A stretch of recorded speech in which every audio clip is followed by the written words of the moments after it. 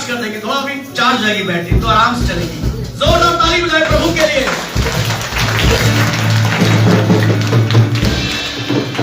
Hallelujah.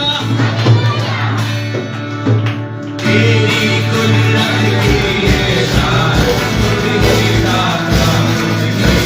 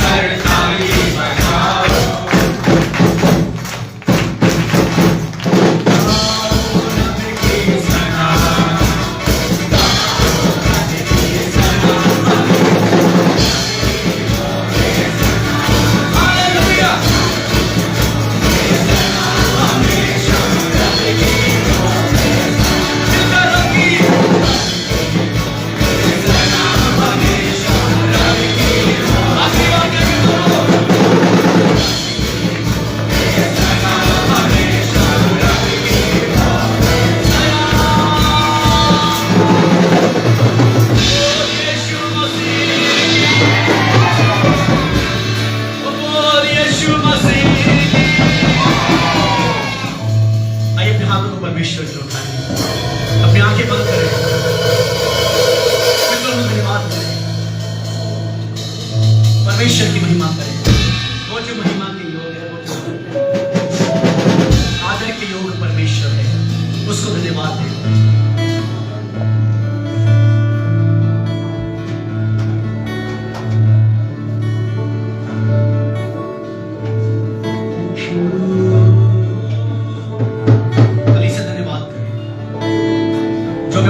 वो भी धन्यवाद करें, जो यहां मौजूद है धन्यवाद करें। आइए धन्यवाद करें। Thank you Lord, oh धन्यवाद, धन्यवाद, धन्यवाद।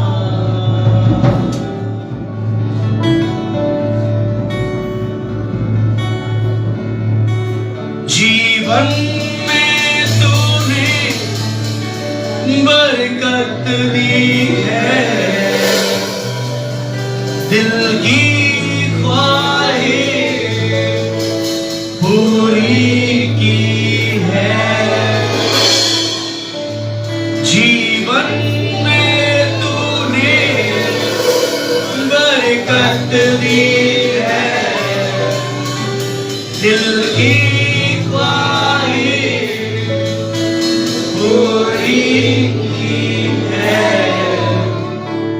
जो कुछ मांगा मुझसे तूने दिया है मुझे, जो कुछ मांगा मुझसे तूने दिया है मुझे, दिल से कहता हूँ मैं शुक्रिया, दिल से कहता हूँ मैं शुक्रिया। यीशु तू है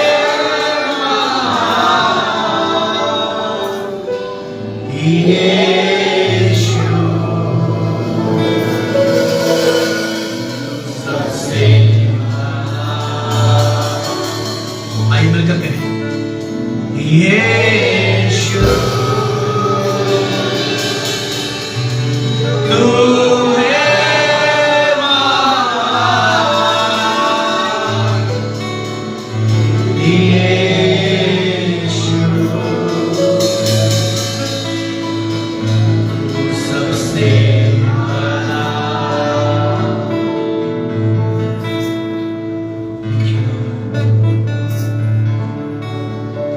तेरी इच्छा पूरी हो जाए, हाथों में तेरे जीवन है। मैं मिट्टी हूँ, तू है कुम्हार, मुझको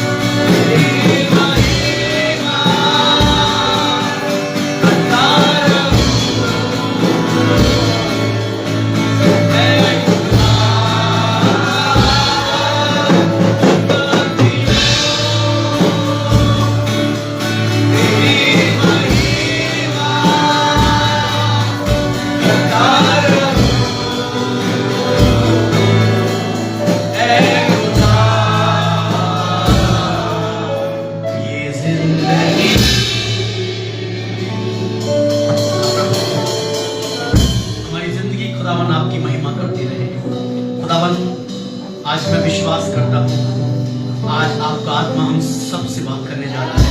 आज खुदावन हमसे बात करने जा रहा है। बड़ी उम्मीद से बैठे एक शब्द आज आपके लिए है, वो आपके जीवन को बदल देंगे। आज आपके ऐसे कई कयाम बदल जाएंगे। आपका नजरिया, आपके विचार, आपके ख्याल आज बदल जाएंगे।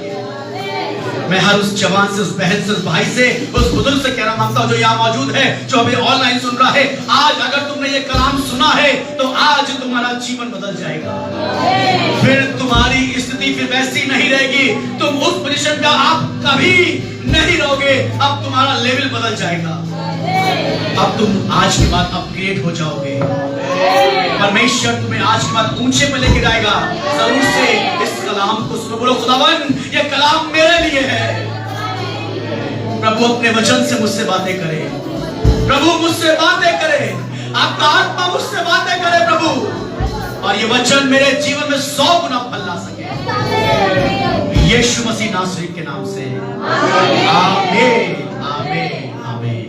जो लोग यहाँ बैठे हैं, कलीसिया जो लोग यहाँ मौजूद हैं, मेहरबानी से बैठ जाएं। और जो मैं ऑनलाइन सुन रहे हैं, आप भी कहीं पे साइड में बैठ जाके और वचन को ध्यान से सुनिए। अब स्क्रॉल करना बंद कर दीजिए और कुछ पल शांतिपूर्वक बेटा बैठ जाओ, सब बच्चे बैठ जाओ, वचन को ध्यान सुनेगा, कोई डिस्टर्ब नहीं करेगा और सब लोग ध्यान से परमेश्वर के वचन को सुनेंगे। आज बहुत बेशकीमती प्रभु का वचन है। जो पीछे वाले हैं ध्यान सुना, अपने आप को बिल्कुल भी आज इंगेज मत करना और कोई भी डिस्टर्ब मत करना। कोई अगर डिस्टर्ब करने की कोशिश करे तो अपनी निगाह फेर लेना, ओके। पर आज खुदा के कलाम को बहुत ध्यान सुना। आज खुदा का दास आपसे कुछ बात करने जा रहा है। इससे पहले हम खुदा के दास का स्वागत करें। सब जानते हैं कि हम किसका आदर करते हैं, परमेश्वर के वचन का। हालेलुया। आइए परमेश्वर के वचन का जोरदार ताली बजा के स्वागत करें। Hallelujah, hallelujah. थोड़ा इतना तेज कर दीजिए ताकि कैमरे तक आवाज पहुंच जाए। हालेलुया, यीशु मसीह की। पता है क्या होता है, चिल्लाने से, पुकारने से जो आसपास दुष्ट होता है वो भाग जाता। भैया आज यहाँ से चलो, आज मुश्किल होने वाला है। जहां जहां आवाज जा रही है वो सब जगह यीशु के लहू से बंद गई है। आमीन। उतने दायरे में दुष्ट आज प्रवेश नहीं करेगा और कलाम ध्यान से सुनेंगे और विश्वास करता हूं आज खुदा कलाम आप सबों से बात करे। खुदा आपको बरकत दे। प्रभु के दास का स्वागत है।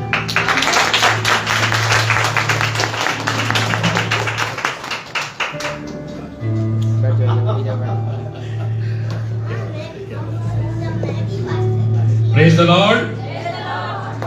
Praise the Lord. अभी थोड़ी देर पहले मैं यही सोच रहा था, अमित भाई ने जो ये घर बनवाया है, कहीं ऐसा ना हो कि ये हिलने मिलने लगे, कहीं ऐसा ना हो कि कुछ दीवारें क्रैक कर जाए। हो जाए आज। सचमुच आज खुदा की प्रेजेंस, खुदा की बरकत, पवित्र आत्मा की जुम्बिश कितने लोगों ने महसूस किया? यहाँ पे बताइए, ईमानदारी से बताइए। आमीन। और ऐसा इसलिए हुआ क्योंकि आप खुदा की एक अलाइनमेंट में आ गए।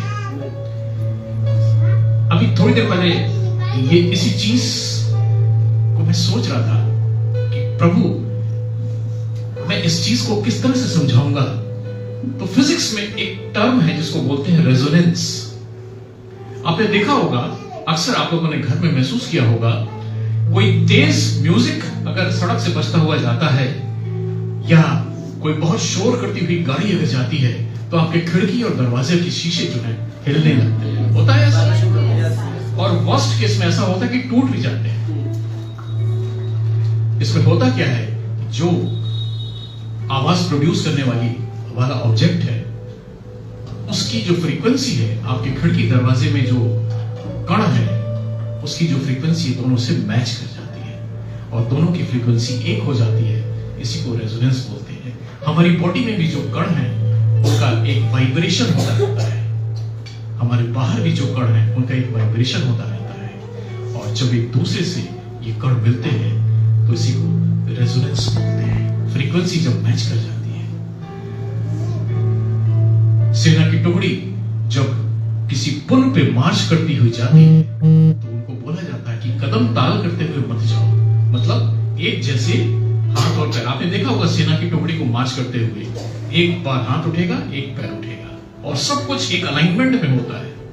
लेकिन जब ये टुकड़ी किसी पुल पे मार्च करती है, स्पेशली पहाड़ों पे, तो उनको बोला जाता है कि कदम ताल मत करना, यानी कि हाथ और पैर तुम्हारे नहीं मिलने चाहिए, क्योंकि अगर ऐसा मिल गया तो तुम्हारी फ्रीक्वेंसी पुल की फ्रीक्वेंसी से मैच कर जाएगी और पुल जो है क्या होने लगेगा, वाइब्रेट करने लगेगा और उस केस में वो पुल टूट सकता है। एग्जैक्टली यही अभी कुछ देर पहले हम लोगों ने फील किया। हमारी फ्रीक्वेंसी पवित्र आत्मा की फ्रीक्वेंसी से कहीं ना कहीं मैच। हालेलुया। और इस फ्रीक्वेंसी को हम लोगों ने महसूस किया, खुदावन की प्रेजेंस को महसूस किया, खुदावन की उपस्थिति को हम लोगों ने महसूस किया। और ये तभी होता है जब आप अपनी फ्रीक्वेंसी को खुदावन की फ्रीक्वेंसी से मैच कराते हैं।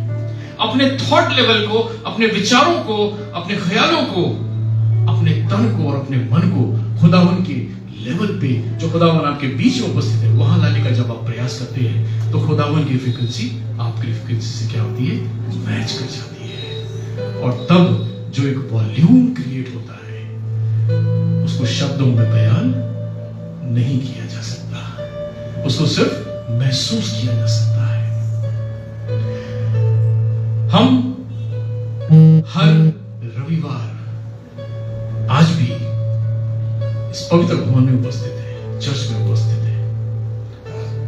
हम चर्च क्यों आते हैं? पास्टर हम अक्सर एक कॉमन सा सवाल पूछते हैं, हम चर्च क्यों आते हैं, क्या रीजन है, क्या करने आते हैं? बताइए। सीखने आते हैं। सीखने से होता क्या है? सीखने से क्या होता है? क्या होता है बेटा बताओ? सीखने से हम सही रास्ते पर रहते हैं। सीखने से हम सही रास्ते पर रहते हैं। बहुत बढ़िया। सीखने से हम खुदा के वचन को गहराई से जानने पाते हैं। सीखने से हम खुदा के करीब आते हैं। लेकिन जो सबसे इंपॉर्टेंट बात है, सीखने से क्या होता है, हमारे विश्वास का लेवल बढ़ता है। हमारे विश्वास का लेवल क्या होता है, बढ़ता जाता है। हमारे विश्वास का लेवल बढ़ता जाता है। और यकीन जानिए, इस पूरी हमारी जो धर्मशास्त्र है, हमारे जो पवित्र ग्रंथ है, इस पूरे ग्रंथ का जो एक सबसे इंपॉर्टेंट केंद्र बिंदु है वो है विश्वास।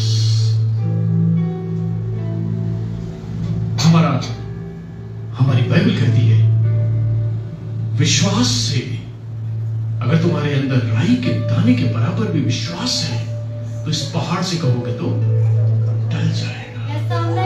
आमीन। विश्वास हमारे लेवल को खुदा के लेवल से मैच करा देता है। हमारा परमेश्वर चाहता है कि हम उसके सामने जब बैठें, उसके सामने जब आए तो उसके लेवल पे आके बात करें। और इस लेवल को पाने के लिए हमें हमारे विश्वास के लेवल को क्या करना पड़ेगा, बढ़ाना पड़ता है। और यही विश्वास का लेवल हम जब परमेश्वर के लोगों की संगति में रहते हैं, उसके वचन की संगति में रहते हैं, तो क्या होगा, ये विश्वास के लेवल धीरे धीरे बढ़ता है। आज का वचन बहुत खास है। आप लोग प्लीज बहुत ध्यान से सुनिएगा, क्योंकि ये वचन मेरी ओर से कतई नहीं है। ये सिर्फ और सिर्फ खुदा की ओर से आप लोगों के लिए डिलीवर करने के लिए ये वचन खुदा ने दिया है। और इसको बहुत ध्यान से सुनिएगा। और मैं दावे के साथ कहता हूं कि हर एक व्यक्ति जो यहां उपस्थित है, वो आज एक नई ऊंचाइयों पे अपने विश्वास को लेके जाएगा और एक नए रिश्ते में खुदा के साथ जुड़ जाएगा। आमीन। एक वचन खुदा का हम निकालेंगे और खुदा ने इस वचन के लिए कंफर्मेशन भी दे दिया जब ये बेटी मधु ने भी इस वचन को अभी दोहराया। मरकुस रचित सुसमाचार उसका 16वां अध्याय और उसका 17 और 18 पद, ये वचन खुदा ने आपके लिए दिया है। मैं इसके लिए आपके लिए पढ़ना चाहूंगा। लिखा है, और विश्वास करने वालों में ये चिन्ह होंगे कि वे मेरे नाम से दुष्ट आत्माओं को निकालेंगे, नई नई भाषाएं बोलेंगे, सांपों को उठा लेंगे, और वे नाशक वस्तु पी भी जाएं तो भी उनकी कुछ हानि न होगी। वे बीमारों पर हाथ रखेंगे और वे चंगे हो जाएंगे। हालेलुया। आपको मालूम है, जब कोई प्रोडक्ट कंपनी से बाहर आता है, चाहे वो दवाई हो, चाहे वो कपड़ा हो, चाहे XYZ कुछ भी हो, उस पे एक कंफर्मेशन की मोहर लगी होती है। क्या लिखा होता है? Tested okay. और ये कंफर्मेशन तब होता है जब वो कुछ पैरामीटर से चेक करके देखा जाता है कि ये उस स्टैंडर्ड पे है कि नहीं। कुछ चीजों पे उसको चेक किया जाता है कि ये उस पे सही उतर रहा है कि नहीं, और सही उतरता है तो उस पे लिखा जाता है टेस्टेड ओके। इसी प्रोडक्ट की बात की जा रही है। हमारा मसीही जीवन में आने से पहले का जीवन और फैक्ट्री, जब मसीह फैक्ट्री में हम घुस गए और जो प्रोडक्ट जब निकला उसके बाद टेस्टेड ओके की मोहर लगनी है, लेकिन कुछ पैरामीटर है, कुछ स्टैंडर्ड है जिस पे अपन चेक किया जाना है, और उसके बाद खुदावन अपने हाथों से मोहर लगाएगा टेस्टेड ओके। वो क्या क्या चीजें हैं जिसपे खुदावन हमें और आपको चेक करेगा?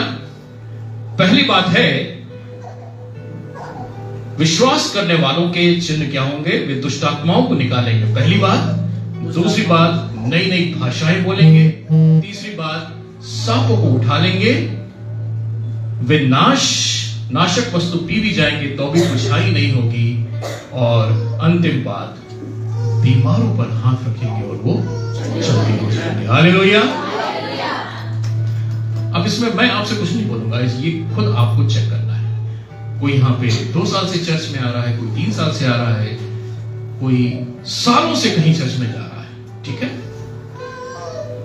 चर्च आप जा रहे हैं, खुदा के वचन को सुन रहे हैं, क्या आप एक पिक्चर देखने जाते हैं और उसके बाद जो स्थिति होती है वही चर्च की आपने स्थिति बना रखी है, या आपने उससे बढ़कर कुछ किया? खुदा के वचन को अपने जीवन में ला करके अपने लेवल को क्या आपने ऊंचा उठाया? उस लेवल को ऊंचा उठाने के साथ साथ क्या आपने अपने विश्वास के लेवल को ऊंचा उठाया? आपको खुद चेक करना है इन पैरामीटर्स पर। क्या आप जिस पर हाथ रखते हैं वो चंगा हो जाता है? क्या आप जिसके लिए दुआ मांगते हैं वो पूरी हो जाती है? क्या आप कोई नाशक वस्तु पीते हैं, पी भी लेते हैं गलती से, तब भी आपकी कोई हानि नहीं होती? क्या आप अन्य भाषाएं खुदावंद से बातचीत करते हैं? या आपको चेक करना है। खुदा कहता है जो विश्वासी है उसके चिन्ह ये होंगे। अब आप स्वयं का आत्म मंथन करिए, स्वयं की एनालिसिस करिए कि खुदावन हम इस लेवल पर कहां तक खरे उतरते हैं आपके सामने। हमारे विश्वास का लेवल कहां तक है? और यकीन जानिए, अगर आपके विश्वास का लेवल 30%, 40% या 60% है तो आपको इस विश्वास में और बढ़ने की जरूरत है। हालेलुया। आपको इस विश्वास में और बढ़ने की जरूरत है, वचन में और पक्का होने की जरूरत है। ये विश्वास आता कहां से है? विश्वास एक बहुत बड़ा टॉपिक है, इसमें बहुत बड़ा विचार हो सकता है। मैं शॉर्ट में आपको इसके बारे में थोड़ी सी बातें करूंगा। विश्वास आता कहां से है? आप देखिए रोमियो की किताब उसका 10वां अध्याय और 17वां पद को जल्दी से पढ़े। विश्वास आता कहां से है? विश्वास के बारे में हमारी बाइबल कहती क्या है? क्या लिखा हुआ है? रोमियो 10:17 में क्या लिखा हुआ है? विश्वास सुनने से विश्वास सुनने से और सुनना मसीह के वचन से होता और सुनना मसीह के वचन से होता है। विश्वास सुनने से और सुनना मसीह के वचन से होता है। मसीह का यानी कि स्रोत क्या है? मसीह का वचन। और एक्शन क्या है? सुनना। बहुत से लोगों के लिए सुनना जो है इधर से होता है और इधर से निकल जाता है। अभी अगर पूछा जाए कि पिछले संडे क्या विचार हुआ था, मेरे ख्याल से बहुत कम लोगों को याद होगा। हार्डली 10% या 15% लोगों को याद होगा। क्यों? क्योंकि जो वचन आया इधर से वो इधर से निकल गया।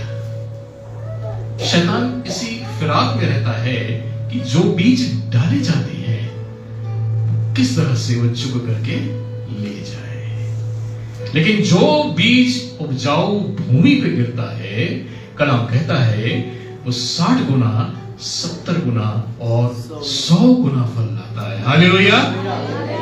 और यही वो प्रक्रिया होती है जिसमें आपका विश्वास का लेवल बढ़ता जाता है। इसलिए इस बात को गांठ बांध लीजिए जीवन में। जब भी वचन को सुने, अपने आंख, कान, नाक सब कुछ खुला रखें।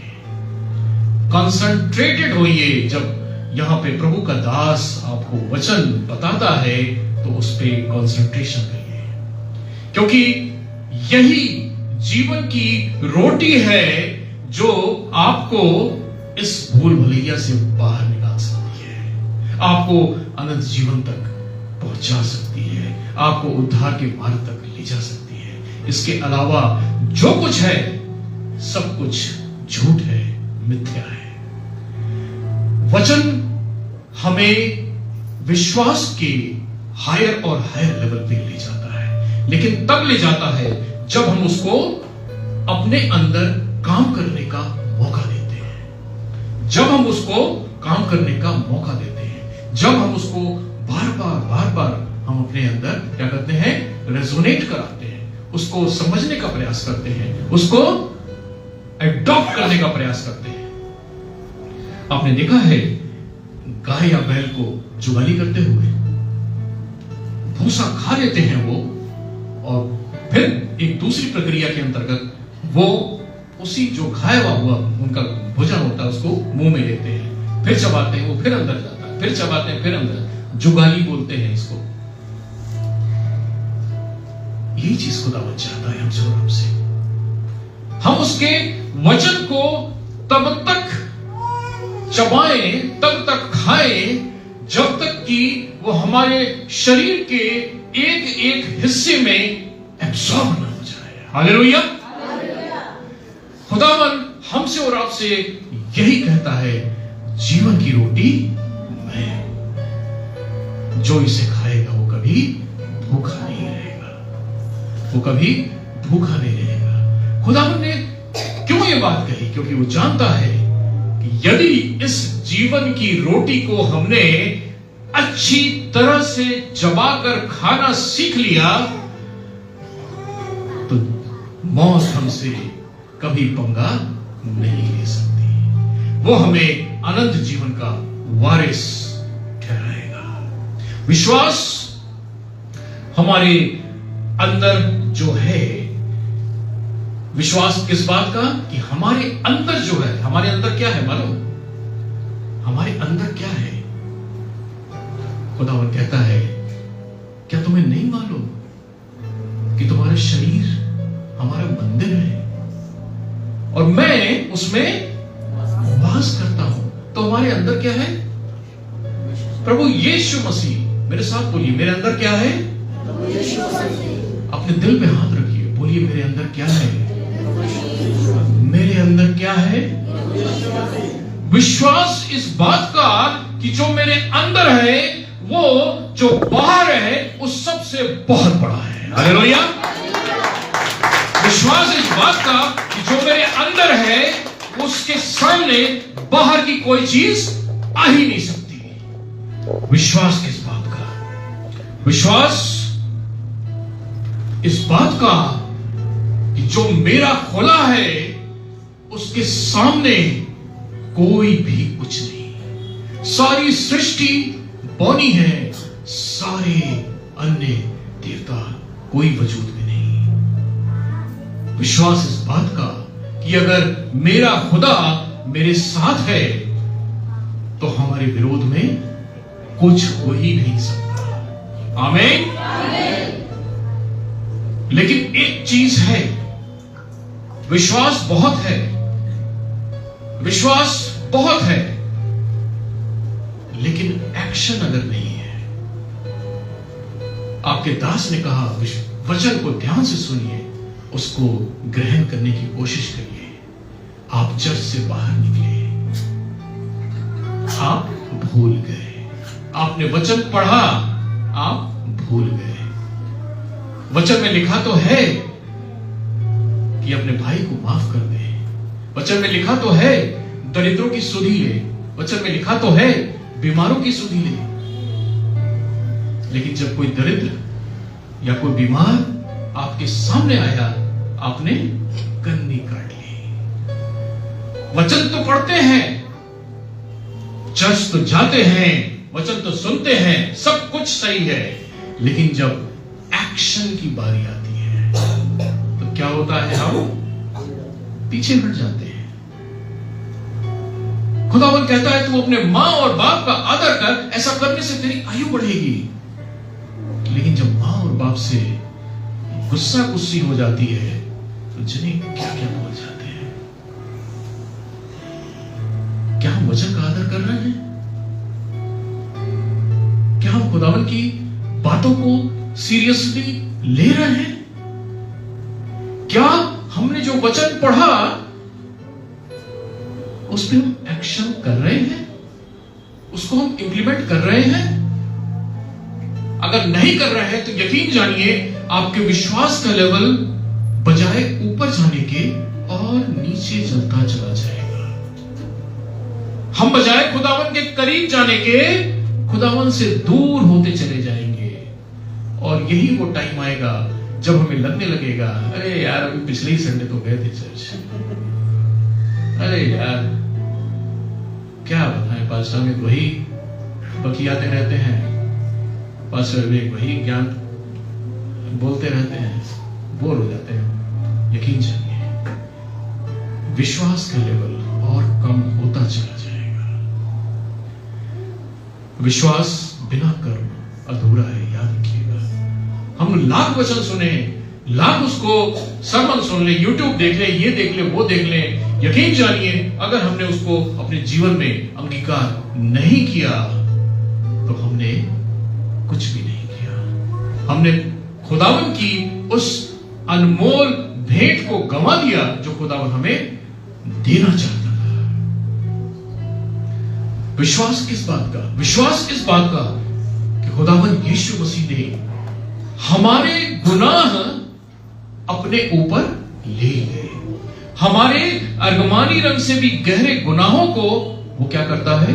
धो करके हिंसा श्वेत बना देता है। विश्वास इस बात का कि हमारे गुनाह क्या है? ऑलरेडी क्षमा हो चुके हैं। आपको एक बड़ी इंटरेस्टिंग बात बताएं, पुराने एहदनामे में जब हम देखते हैं, पुराने नियम पर अगर हम जाते हैं तो गुनाहों की कोई प्रॉपर क्षमा नहीं थी। अगर आपने फलाना फलाना अपराध किया है उसका दंड आपको भोग नहीं है। अगर आपने किसी का मर्डर किया है तो लहू का बदला लहू ही होगा, है ना? कोई ऐसी व्यवस्था नहीं थी। आपने पाप किया है तो आपको उसका रिजल्ट आपको मिलना ही मिलना है।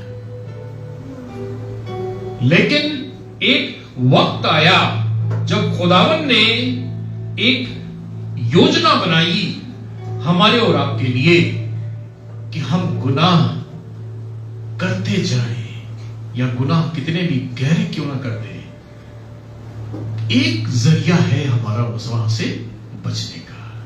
और वो जरिया क्या था? खुदावन यीशु मसीह। हालेलुया। खुदावन हमारे और हमारे पाप के बीच में एक ढाल बन के खड़ा हो गया। उसने अपने हाथों को फैला करके हमारे और हमारे पापों के बीच में एक ढाल बना ली। हमारी गंदगियों को, हमारे पापों को, हमारे व्यभिचार को, हमारे गंदे विचारों को, सबको उसने क्या किया?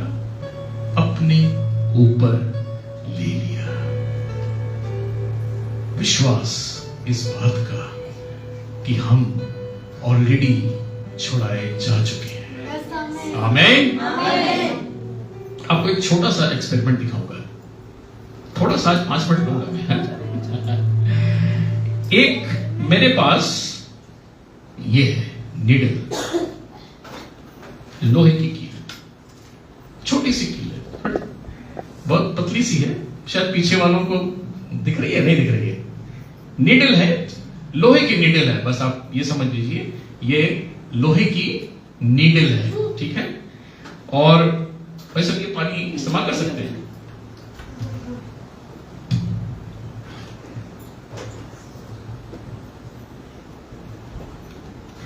ये पानी है, ठीक है। मैं इस नीडल को इस पानी में डालता हूं, ठीक है। क्या हुआ भैया, क्या हुआ? डूब गई। इस लोहे की नीडल को जैसे ही मैंने पानी में डाला, क्या हुआ? डूब गई। ये लोहे की नीडल हमारा और आपका जीवन है। और ये जो पानी आप देख रहे हैं, ये हमारे द्वारा किए गए पाप है, हमारे और आपके द्वारा इस संसार में किए गए पाप है। जैसे ही हम इसके टच में आते हैं, उसमें हमें डूबना ही डूबना है, डूबना ही डूबना है, ठीक है। क्या कोई जरिया है कि ये नीडल इसमें न डूबे? कोई जरिया है? आइए एक बड़ी इंटरेस्टिंग चीज आपको दिखाते हैं।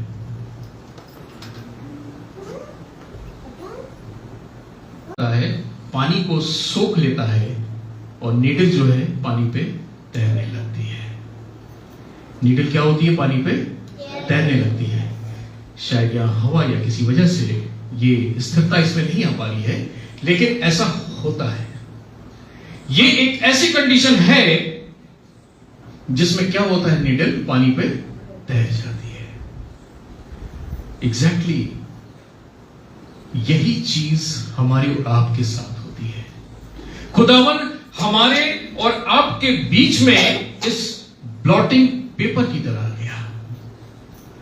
उसने हमें और आपको अपने अंदर कवर कर लिया।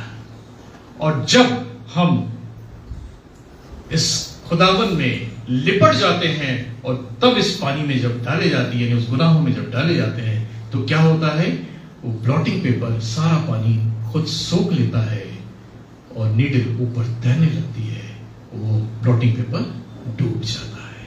खुदावन यीशु मसीह हमारे गुनाहों को अपने ऊपर पूरी तरह ले लेता है और हमें क्या होता है?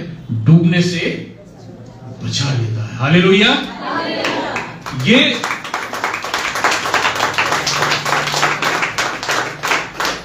ये एक फिनोमेना है जिसको फिजिक्स में बोलते हैं सरफेस टेंशन, जिसकी वजह से ये होता है।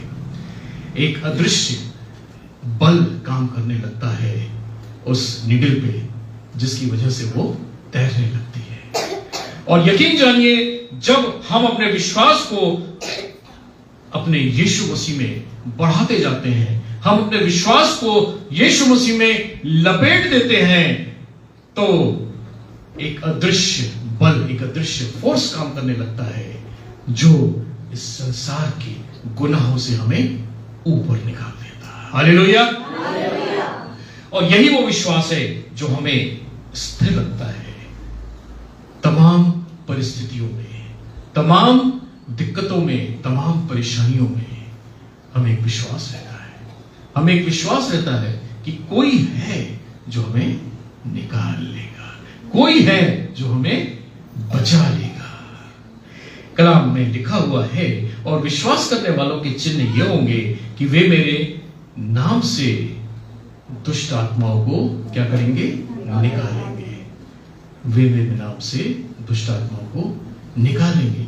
एक्चुअली दुष्ट आत्माएं जो हैं यीशु के नाम से क्या होती हैं? थरथराती हैं। यीशु मसीह की जहां प्रेजेंस होती है उनको दूर से देखकर ही क्या होता है? डर लगता है। वो चिल्लाने लगती हैं, यीशु मसीह, ये यीशु मसीह है। ये दुष्ट जो है यीशु मसीह का सामना कभी नहीं कर सकता, और शैतान भी यीशु मसीह का सामना कभी नहीं कर सकता, क्योंकि शैतान ने जब यीशु मसीह का सामना किया तो यीशु मसीह ने किस चीज से उसको डिफीट किया? वो था वचन, वो था वचन। और ये वचन है जो हमें उस शैतान के पंजे से, उसके तीरों से बचा के रखता है। ये पहला चिन्ह था, वो मेरे नाम से क्या करेंगे? दुष्ट आत्माओं को निकालेंगे। आपने देखा होगा, चर्च में देखा होगा, बहुत सी बार तमाम दुष्ट आत्माएं निकाली गई। ये किस चीज के चिन्ह हैं? विश्वासियों के चिन्ह हैं। दूसरा सिम्टम क्या है? वे नई नई भाषाएं बोलेंगे। इस पे हम सबसे लास्ट में बात करेंगे। तीसरा चिन्ह क्या है? वो सांपों को क्या करेंगे? उठा लेंगे। सांपों को मारेंगे नहीं, ध्यान रखिएगा। क्या लिखा है वचन में? सांपों को उठा लेंगे। आप लोग ने सांप पकड़ने वाले को देखा है? सांप कैसे पकड़ते हैं? टीवी पे और तमाम चैनलों पे कई बार तमाम विषैले सांपों को पकड़ते हुए दिखाया गया है ना? एक खास बात आपने देखी है, जो सांप पकड़ने वाले होते हैं वो सांप को क्या करते हैं? एक जगह कॉन्सेंट्रेट करते करते करते करते क्या करते हैं? दूसरे हाथ से पकड़ लेते हैं। और पकड़ने के बाद क्या होता है? सांप का कोई दांव नहीं चल पाता है। सांप तभी एक्शन में होता है जब तक वो क्या है? फ्री है, तभी वो काट सकता है। लेकिन जैसे ही उसको पकड़ लिया गया, गर्दन से जब पकड़ लिया गया या नीचे से पकड़ लिया गया, तो क्या होता है? फिर उसके सारे दांव फेल हो जाते हैं। वचन क्या कहता है? वे सांपों को क्या करेंगे? पकड़ लेंगे। यहां सांप से मतलब है शैतान, शैतान और शैतान की चालें। कलाम कहता है विश्वास करने वालों के चिन्ह क्या होंगे? कि वो शैतान की चालों को क्या करेंगे? पकड़ लेंगे। और जब पकड़ लेंगे तो क्या होगा? वो बेकार हो जाएगा, फिर उसकी कोई चाल कामयाब नहीं हो पाएगी। हालेलुया। आप उसको मारेंगे नहीं। मारने का काम तो सर्वशक्तिमान ने अपने लिए अथॉरिटी के साथ रखा हुआ है। आप क्या करेंगे? सिर्फ उसको पकड़ेंगे। और जैसे ही आपने शैतान उसकी चालों को पकड़ा, फिर वो आप पे वार कर ही नहीं सकता। चौथी चीज क्या थी? वे नाशवान वस्तुएं पिएंगे तो भी हानि नहीं होगी। ये विश्वास करने वालों के चिन्ह बता रहा हूं। आज मार्केट में हमारे ख्याल से बहुत कम ही ऐसी चीजें हैं जो क्या है? मिलावटी नहीं है। किसी में रंग मिला हुआ है, किसी में पत्थर मिले हुए हैं, किसी में फलों के बारे में आप पढ़िए तो रोंगटे खड़े हो जाते हैं। किसी में ऑक्सीटोसिन लगाया जाता है, किसी में क्या क्या चीजें लगाई जाती हैं। केले को, हरे केले को उसके सॉल्यूशन में, केमिकल सॉल्यूशन में डाला जाता है और रातों रात वो पक करके पीला हो जाता है। What is this? This is all a chemical process, poisonous chemical process ये होता है। और हम क्या करते हैं? ओ बड़ा चमकदार सेब है, बढ़िया बढ़िया बढ़िया खाते हैं, लेकिन इनडायरेक्टली हम कहीं ना कहीं उन नाशवान चीजों को खा रहे हैं। खुदावंद का कलाम यहां पे चैलेंज करता है कि वे नाशवान वस्तुओं को पी भी लेंगे तो भी क्या होगा? कोई आमीन। वो आपकी किडनी को सुरक्षित रखेगा, वो आपके लिवर को सुरक्षित रखेगा, वो आपकी आंतों को सुरक्षित रखेगा, वो आपकी आंखों को सुरक्षित रखेगा। एक छोटा सा किस्सा मैं आपको बताऊं। कई साल पहले मैं एक रिलेशन में, एक मैरिज थी, मैं लखनऊ गया हुआ था। और लखनऊ में जहां पे जो खाना बना रहे थे, जो हलवाई थे, वहां पे कुछ पानी की समस्या हो गई, तो उन्होंने उस पानी का इस्तेमाल कर लिया जो टंकी में रखा हुआ था। वो शायद 1 महीने से वहीं पे कंटेमिनेटेड थी। वो पानी क्या हुआ था? सड़ चुका था। और उस पानी का उन्होंने खाना बनाने में इस्तेमाल कर लिया। हम लोगों ने उस मैरिज को अटेंड किया और जब हम लौटने लगे तो लौटते लौटते परिवार भी साथ में था, वॉमिटिंग लगातार स्टार्ट हो गई और स्थिति ये हो गई कि मैं अपने परिवार को जो गोरखपुर में लेके आया तो घर नहीं गया, मैं सीधा हॉस्पिटल गया, जहां पे वो तकरीबन 8 से 10 दिन हॉस्पिटलाइज रहे। बाद में हमें पता चला कि उस फंक्शन में करीब 50-60 लोग ऐसे थे जो बहुत गंभीर रूप से बीमार पड़ गए थे, और ऐसा इसलिए था क्योंकि वो नाशमान चीजों का सेवन कर लिया था। कोई पॉइजनस चीज थी जो उस खाने में उस पानी के द्वारा आ गई। आज जब ये वचन पे मैं मनन कर रहा था, तो घटना मेरे दिमाग में आ रही थी। मैं उसी कंडीशन में गाड़ी ड्राइव करता हुआ लखनऊ से गोरखपुर आया और मुझे कुछ नहीं हुआ। हालेलुया।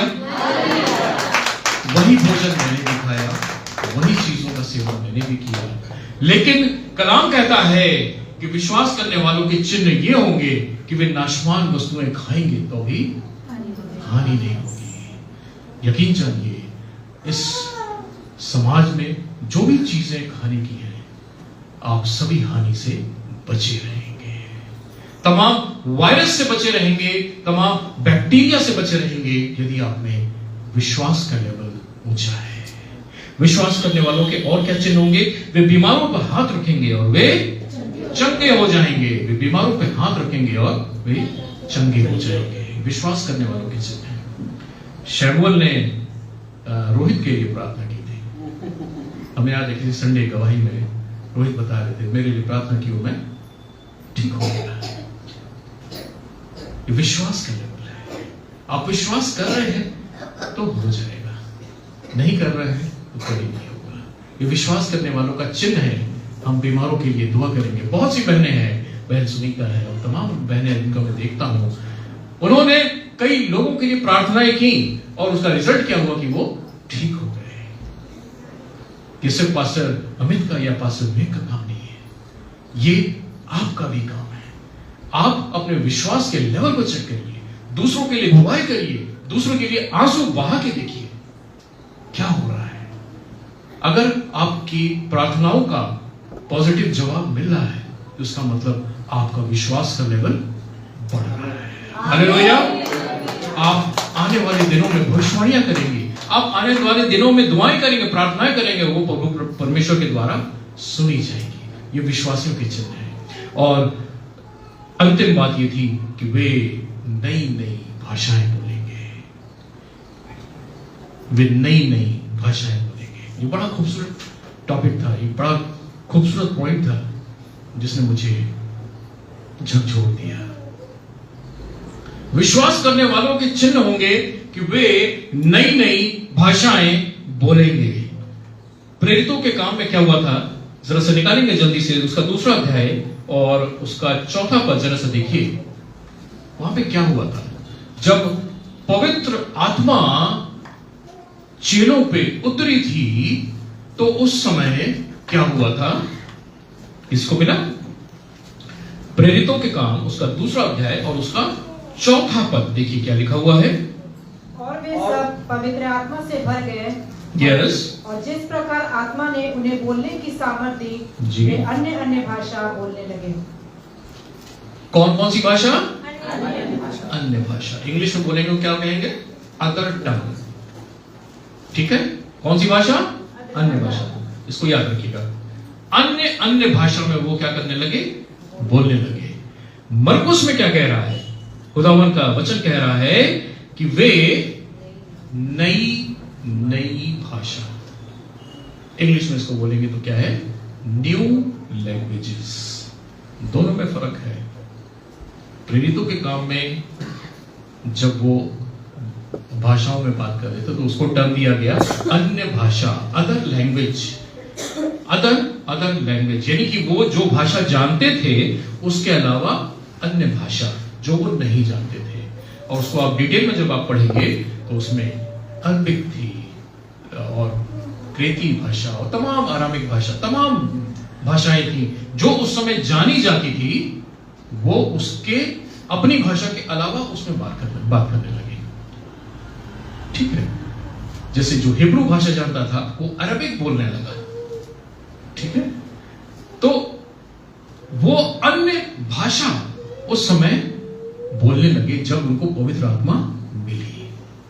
ठीक है, लेकिन इस वचन में लिखा हुआ है विश्वासियों के चिन्ह ये होंगे कि वो नई भाषा, बड़े ध्यान से समझिएगा जो मैं समझाने की कोशिश कर रहा हूं, वे नई भाषा, अन्य भाषा और नई भाषा में डिफरेंस क्या हुआ आपको समझ में आया? अन्य भाषा वो भाषा जो आप बोलते या जानते हैं उसके अलावा कोई भी भाषा। जैसे आप हिंदी और इंग्लिश जनरली अगर जानते हैं तो उसके अलावा कोई भी भाषा, उड़िया है, संस्कृत है या फ्रेंच भाषा है, जर्मन भाषा है, ये हुई अन्य भाषा। लेकिन ये नई भाषा क्या है? What is this new language? कलाम कह रहा है कि जो विश्वास करने वाले हैं उनका चिन्ह क्या है? वे नई भाषा बोलेंगे। नई भाषा क्या है? ये नई भाषा क्या है? ये नई भाषा आपको मालूम है? ये नई भाषा वही भाषा है जो हन्ना खुदावन के मंदिर में बैठी हुई बोल रही थी और महायाजक ने यह समझा उसने मदिरा पी रखी है। यह नई भाषा वही भाषा है जो अभी आपने इस आराधना के शुरुआत में सुनी या बोली। यह नई भाषा वही भाषा है जो सिर्फ आप बोलते हैं और खुदावन सुनता है। हालेलुया। ये नई भाषा वही भाषा होती है जिसका संबंध सिर्फ आप और आपके खुदा के बीच में होता है, तीसरा उसमें कोई नहीं आता है। ये नई भाषा वही भाषा होती है जिसमें खुदावन चाहता है कि उससे बात की जाए।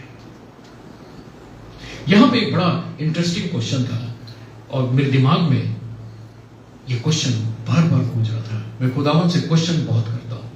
मैंने खुदावन से फिर एक क्वेश्चन किया, खुदावन इस नई भाषा की जरूरत क्या है? हम हिंदी में बात कर सकते हैं, हम हिंदी में प्रार्थना कर सकते हैं, भोजपुरी में कर सकते हैं, इंग्लिश में कर सकते हैं, अन्य भाषा में कर सकते हैं जो जानते हैं। नई भाषा का क्या मतलब है? खुदावन तो नई भाषा क्यों चाहता है? क्यों ये चाहता है कि हम तुझसे नई भाषा में बात करें? बड़े ध्यान से समझिएगा इस बात को। अगर आपने इस बात को गांठ बांध ली तो यकीन जानिए आपके विश्वास का लेवल एक रॉकेट की स्पीड से आगे चला जाएगा। मैंने खुदावन से इस बात को बार बार पूछा, खुदावन इस नई भाषा का मतलब क्या है? क्यों तू चाहता कि हम तुझसे नई भाषा में बात करें, अन्य भाषा में नहीं बात करें, जर्मन, फ्रेंच लैंग्वेज ये सब में नहीं बात करें, नई भाषा में, एक ऐसी भाषा जिसको कोई और न जानता हो, एक ऐसी भाषा जो कोई और सुना ना हो, ये होती है नई भाषा। और खुदावन ने बहुत खूबसूरत जवाब दिया, बहुत खूबसूरती से इस बात को समझाया। आपको मालूम है, बड़े गौर से समझिएगा, बस 5 मिनट के लिए इस चीज को बड़े ध्यान से समझिए। जब हम खुदावन से बात करते हैं, जब हम खुदावन से प्रार्थना करते हैं, जब खुदावन के सामने हाथ जोड़कर आंख बंद करके प्रार्थना करते हैं, हमारे पिता, हमारी ये प्रार्थना है, हमारी ये प्रार्थना है, हमारी ये प्रार्थना है, चाहे वो घर के लिए हो, बच्चों के लिए हो, जॉब के लिए हो, जो भी हो, हमारे मन से निकलती है। ठीक है, प्रार्थना आती कहां से है? इस मैकेनिज्म को समझिए, इस पूरे टेक्निक को समझिए, कैसे होती है। हमारे मन में क्या होते हैं? विचार आते हैं। जब हम प्रार्थना करने बैठते हैं तो सबसे पहले क्या होता है? हमारे मन में विचार आते हैं। ये विचार हमारे दिमाग में जाते हैं और ये दिमाग उसको एक मूर्त रूप में या तो बोलता है या तो दिखाता है। ठीक है, ये क्लियर हुआ? प्रार्थना में क्या हुआ? एक विचार आया हमारे मन में, मन से ये विचार सिग्नल कहां गया? दिमाग में गया और दिमाग उस चीज को भाषा के रूप में बाहर कर देता है। ठीक है, ये चीज समझ में आ रही है? अब क्या होता है, यहां पे समझने वाली बात है। शैतान हमारे बीच काम कैसे करता है, इस चीज को मैंने पहले भी बताया था। वो कभी आपको नुकसान नहीं पहुंचाएगा। कभी नुकसान नहीं पहुंचाएगा। करेगा क्या? वो आपके मन से खेलता है। वो आपके मन में एक विचार डालता है, या जो मन में आपके विचार है उसको क्या करता है? डाइवर्ट कर देता है। ठीक है, इसीलिए कलाम में लिखा हुआ है कि सबसे ज्यादा किसकी रक्षा कर? सबसे ज्यादा किसकी रक्षा कर? अपने मन की रक्षा कर। क्योंकि खुदावन इस चीज को जानता है कि अगर शैतान का किसी चीज पे कंट्रोल है आपकी, तो वो है आपका मन।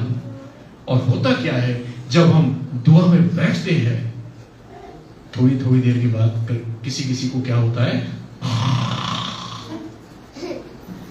सो गया कोई। दुआ के बैठने के कुछ देर के बाद याद आता है, अलमारी की चाबी ही लगी रह गई।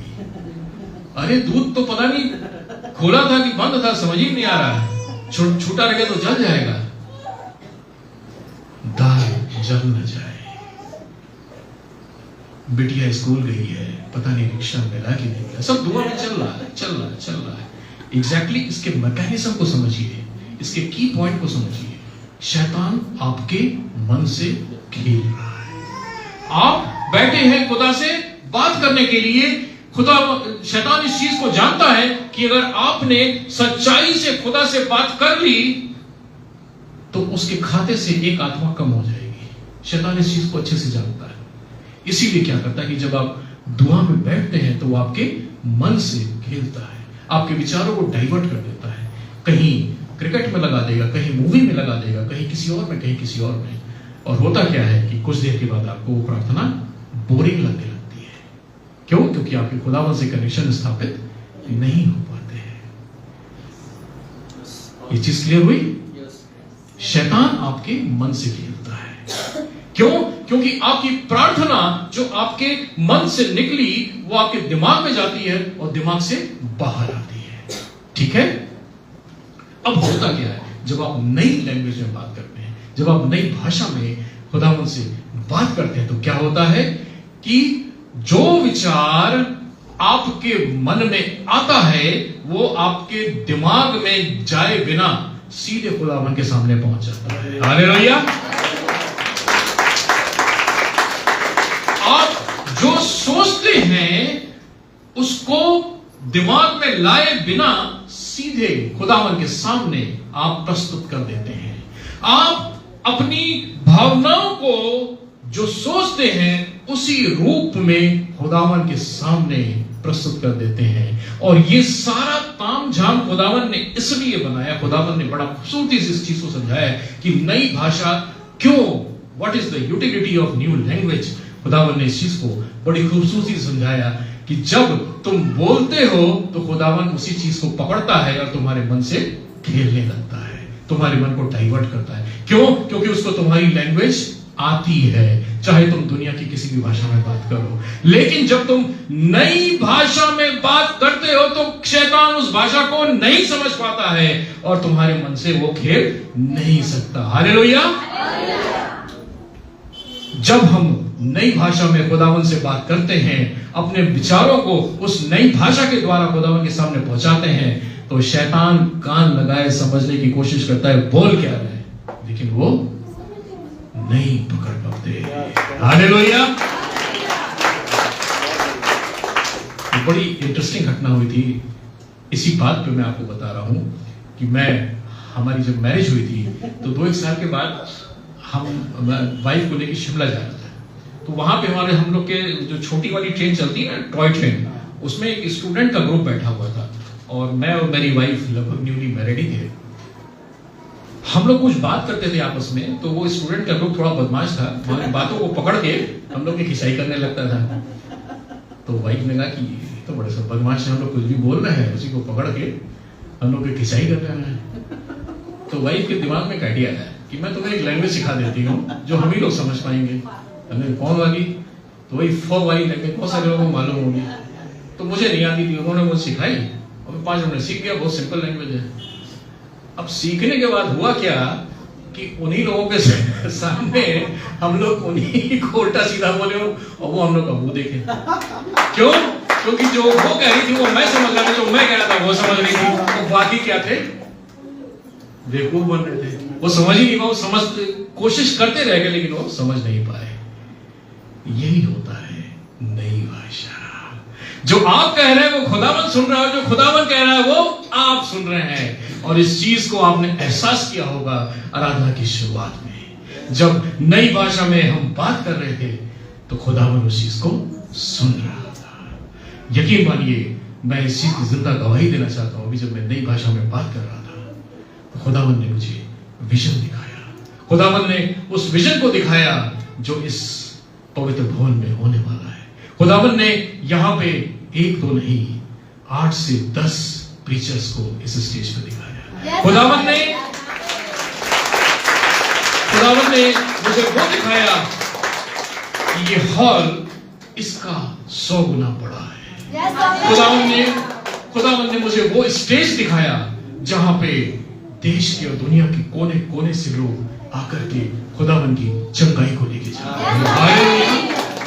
और यकीन जानिए, ये तभी संभव है जब आपका और खुदावन का एक निजी रिश्ता बन जाए, एक नई लैंग्वेज के द्वारा। हालेलुया। ये ठीक उसी तरह होता है जैसे बिना तराशे हुए पत्थर। आपको मालूम है, व्यवस्था विवरण की पुस्तक उसके 27वें अध्याय के 5वें और 6वें पद में एक बड़ी खूबसूरत बात लिखी हुई है। व्यवस्था विवरण की पुस्तक उसका 27वां अध्याय और उसके 5वें और 6वें पद में देखिए क्या लिखा हुआ है। और वही अपने परमेश्वर यहोवा के लिए पत्थरों की एक वेदी बनाना, उन पर कोई औजार मत चलाना।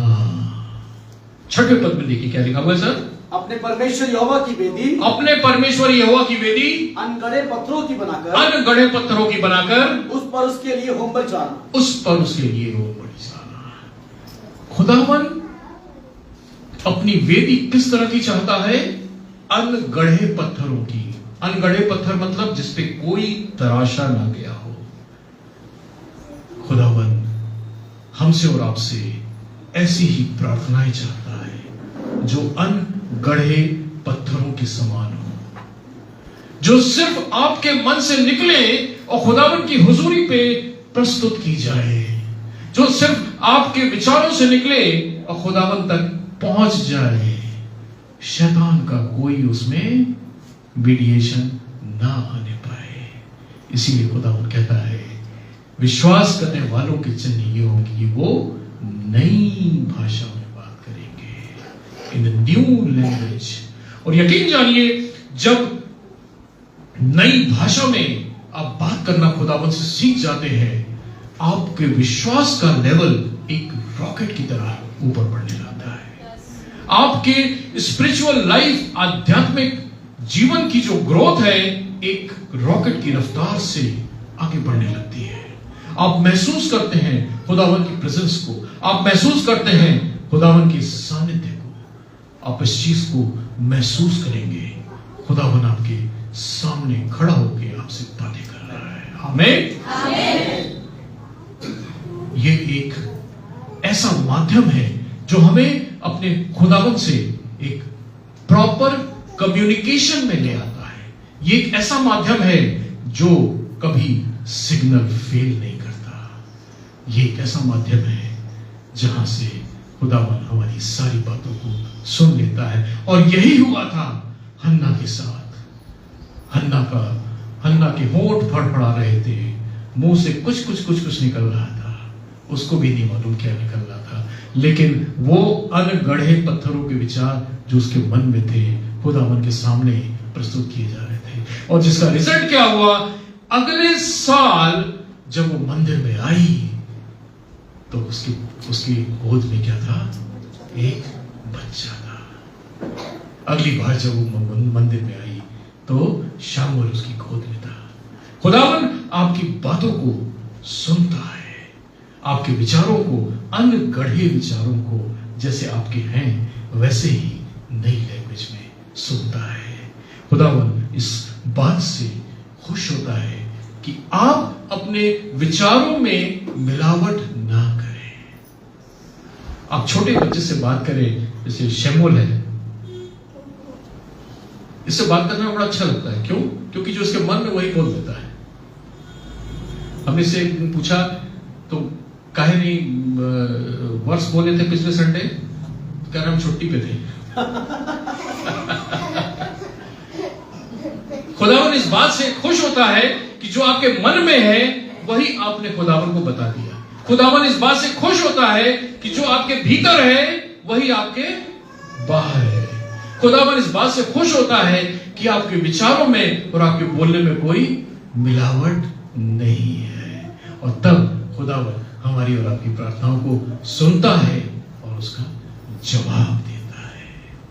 खुदावन अपने वचन के माध्यम से हम लोगों को बहुत बरकत दे, आशीष दे और होने दे खुदावन कि हम सब बैठे हुए लोग नई भाषाओं में खुदावन से बात करना सीख जाएं, खुदावन से अपने दिलों को उंडेलना सीख जाएं। आइए एक छोटी सी दुआ करते हैं।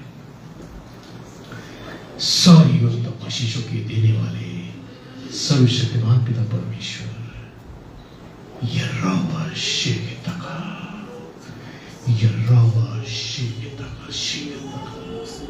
सर्वशक्तिमान पिता परमेश्वर, आपसे विनती करने, आपका मस्सा यहां पे उपस्थित सारे लोगों पे उतरने पाए।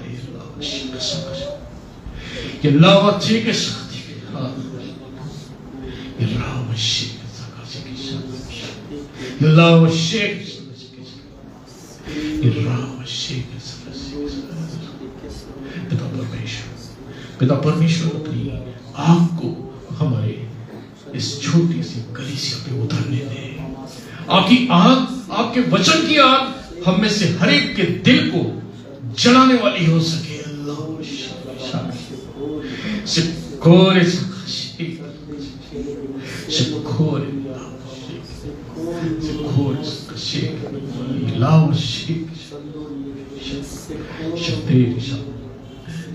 परमेश्वर आपकी आग, आपके वचन की आग हम में से हर एक के साथ होने पाए।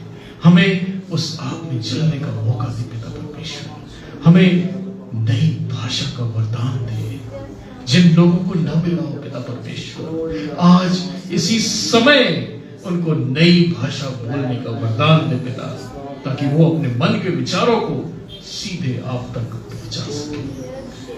पिता परमेश्वर, आपकी बरकतें, आपकी आशीषें हम पर हमेशा बनी रहे। इस वचन के माध्यम से पिता हर एक को आशीषित करिए, हर एक को बरकत दीजिए, हर एक के जीवन में आपका वचन एक आग की तरह काम करने पाए। सब कुछ आपके पुत्र हमारे उद्धार करता प्रभु यीशु मसीह के पवित्र और मीठे नाम में मांगते हैं, सुनिए और ग्रहण करिए। आमीन। आमीन।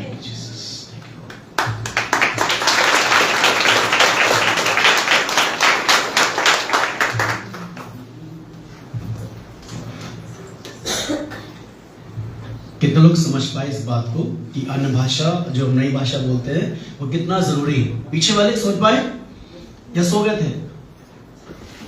आप अगर मरकुस 16 जो हमने अध्याय पढ़ा था उसमें अगर जाने कि वो मेरे नाम से क्या करेंगे, दुष्ट आत्माओं को, पर आप तो फोन कर देते हैं।